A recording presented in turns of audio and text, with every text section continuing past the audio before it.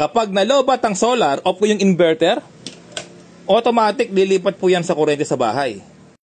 Meron tayong solar setup off-grid na inverter. Meron tayong 230 volts na galing sa ating metro or galing sa ating kontador.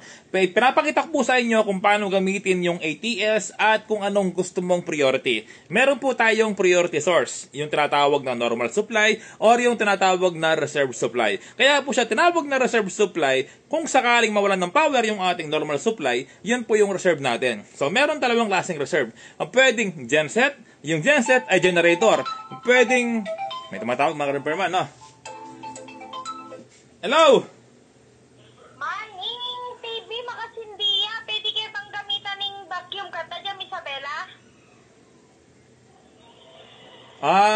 Vacuum try me. Ota, masira yung TV tamo, magkangi. Malbaya pa mo, Jojoy. Try me, sige, try me. Okay, bye-bye. Okay, tuloy natin mga repairman, no? Ito po yung tinatawag na ATS, Automatic Transfer Switch. Ito po, nakaselect siya ng automatic.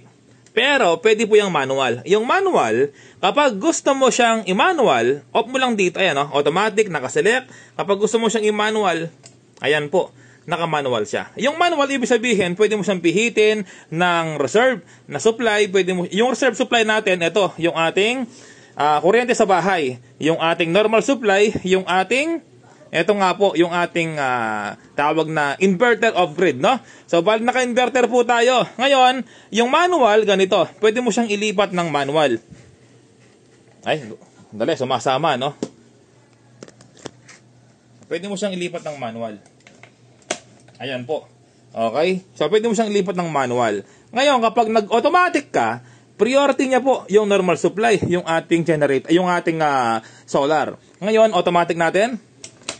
Lilipat po yan automatic. Kaya sabi ng iba, meron daw nakakasalubong dito. Hindi po. No? Hindi magkakasalubong ito. Hindi masisira na dalawang supply papasok sa inyong load. Hindi po. Never pa nangyari based sa aking experience. May problema po sa inyong inverter or may problema sa inyong wiring. Walang ganon. Okay?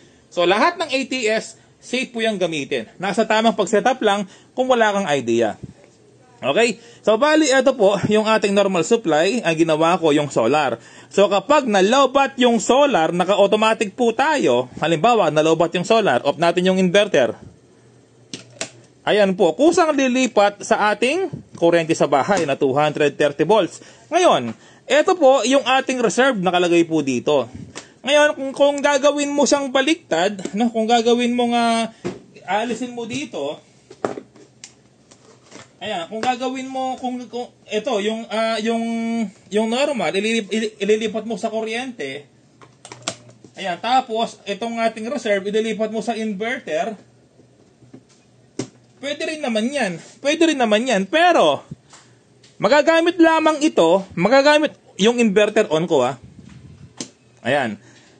Ayan, no, di ba? Walang nangyari. Kasi po, naka-normal supply tayo, yung kuryente sa bahay.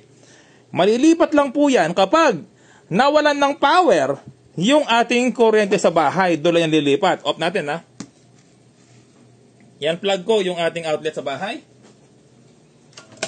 Ayan po. Lilipat lang yan sa ating inverter kapag nawalan ng power yung ating sa bahay.